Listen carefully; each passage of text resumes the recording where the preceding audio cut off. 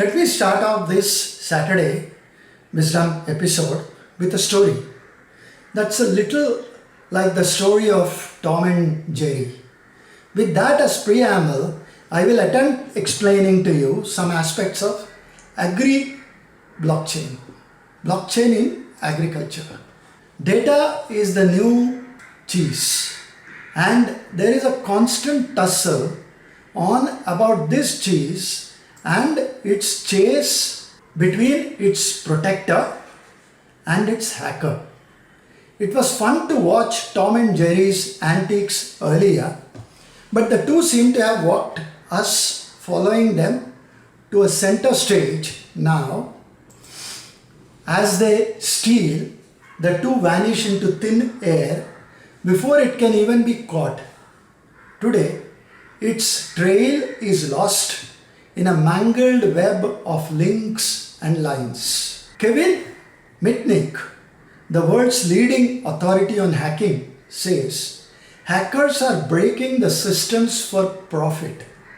Earlier, it was about intellectual curiosity, adventure, and pursuit of knowledge and thrill, and now hacking is big business.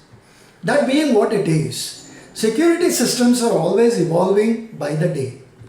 If you want to record information in a way that is almost impossible to change or hack or cheat the system, then store it in multiple places and keep updating all of them simultaneously.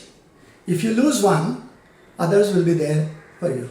Even then, a hacker cannot hack all of them at the same time.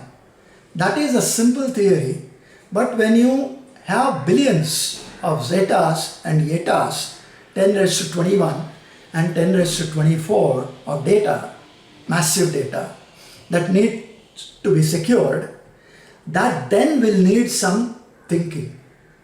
That is where blockchain fits in. It secures data in multiple locations at the same time. If one node goes down, so what? The other nodes will have a copy of all that data. An interesting anecdote comes to mind. In the old days, the monasteries had a special room called a scriptorium. There, the scribe would work in silence, first measuring and outlining the page layouts, and then carefully copying the text from another book. Later, the illuminator would take over to add designs and embellishments to the pages. In the Dark Ages and Middle Ages, books were usually only owned by monasteries, educational institutions, or extremely rich people. Most books were religious in nature. In some cases, a family might be lucky enough to own a book, in which case it would be a copy of the Bible. What made all this possible? Around the late 1430s, a German man named Johann Gutenberg was quite desperate to find a way to make money. He invented the printing press, which made the above possible. We have come a long way after that. The current times are digital and evolving fast. A government cannot fight the digital waves of data or opinion by holding it captive under its own property. No technology is mature enough today that it can tackle any form of threat. Blockchain too is far from maturity. Gox was the largest crypto scam ever when North Korean hackers picked up $534 million from another leading Japanese exchange, CoinCheck. However, the site returned all the money lost of the investors when accosted. In spite of that, the blockchain is a sound and a highly secure method in multiple applications and industries. Do blockchain platforms need permission to operate? Not exactly. One blockchain platform is permissionless and the other one is permissioned. Whereas the earlier needs approval to access, making it private, the other is public and does not require any permission from anyone to enter the blockchain network. Its status, however, decides much of its performance, transparency, and security features. Therein lies its application areas within the framework of watertight and simple contracts. Apart from entertaining companies like Live Nation SAS, a global entertainment company in France that launched Tixto.me in April this year, even trading of non-fungible tokens, NFTs as we call them, representing portions of real-world objects such as art or music, took off in 2021. Ticketmaster, another entertainment ticketing software and services company, traded in converting traditional tickets into secure interactive digital assets. Today, even company shares are bought and sold as digital assets. There are several financial institutions using blockchain to record, manage, and synchronize their functional financial information. The point being, blockchain does not only manage cryptocurrency, but has many other areas of influence, such as in the healthcare infrastructure, agriculture, and the government, of course. They all need secure exchange of data, such as personal health records, health information, downloaded entertainment, real estate deeds, freight invoicing, climate, and sowing data of agriculture. Even manufacturing businesses can do a smart management of contracts and track materials as they progress through supply chains. Should Six Sigma move over now? India, being predominantly an agrarian sector, must optimize her food production and supply chains in order to be truly Atmanirbhar. What better way can there be than use blockchain technology in food production and supply chains, agricultural, insurance, smart farming, and for transactions of agricultural products. Even DNA of livestock animals, pesticides, residue of grain or vegetables can be stored by transparently providing individual product information in the blockchain. A farmer is today rendered hapless. He sows what he believes will sell at a remunerative price. Then he looks up to the skies, pleading for the blessings of the weather gods, and then he harvests, pleading again for the night to pass off without rain so it can reach the nearest stocking area.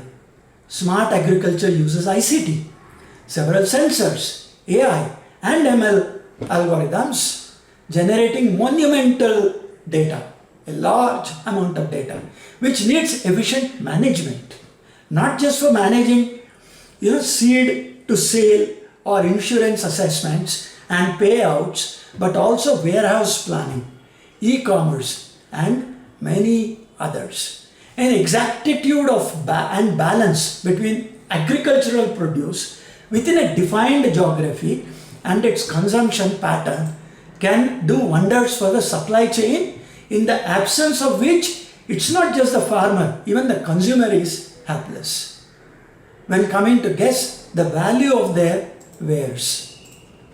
Every link in the production supply chain, the producer, the place of origin, the shipping company, destination, multimodal transport, warehouse, and the final last mile will represent a block of information with the advantage of visibility, aggregation, validation, automation, and resiliency. Many agricultural products are produced by households. Due to the low transaction volume and small scale, traditional e-commerce is neither willing nor able to provide services for them, thus excluding these participants from the markets. Technology can greatly reduce transaction costs and incorporate them into the market again. Food wastage is unpardonable. That food traceability, food safety, quality, food trust, and supply chain efficiencies are still a part of the system is unacceptable. Mapping various storage centers and supply logistics can help plug the holes. A farmer must establish a trusted relationship with consumers and build a reputation for his products, which then allows him to sell them online. Is the country then ready for smart farming and make farm to home a reality? Blockchain is a vehicle to do it. A purpose of this communication is also to invite the Dapper Anand Mahindra and other industry czars to a game of snooker, and the cue ball is theirs. Here is their chance to score a cannon. A stroke where a lone cue ball touches more than one object ball before it pots in the pocket of the table, and the score is multiplied by the touches it achieves. With 15,000 STEM colleges across 680 districts of India, it stands for 22 colleges per district that, if provided with one camera fitted drone that maps that latitude, longitude of the farm lands, it would only help Anand and others to create the Uber of the tractors, and that could then be a beginning of the long chain of events discussed above. If that tractor Uber is rolled out, it may amaze and excite an Amazon to hop onto the trolley, and the new building blocks will start emerging. This is also redeeming the purpose of Anand, which is to amplify Anand or happiness. Blockchain must not be private. It must be embraced by the government too, rather than putting the cart before the horse and blocking the chain of data. The biggest limitation to progress would be to neuter and make infertile trillions of zetas and yetas that are yearning to sprout. Friends, that is all about agri-blockchains for this Saturday. Hope the farmers will be benefited by the technology someday when both the entrepreneurs and the government come together to create the agri-blockchains. Until then, thank you, Dhanyavad and Namaskar.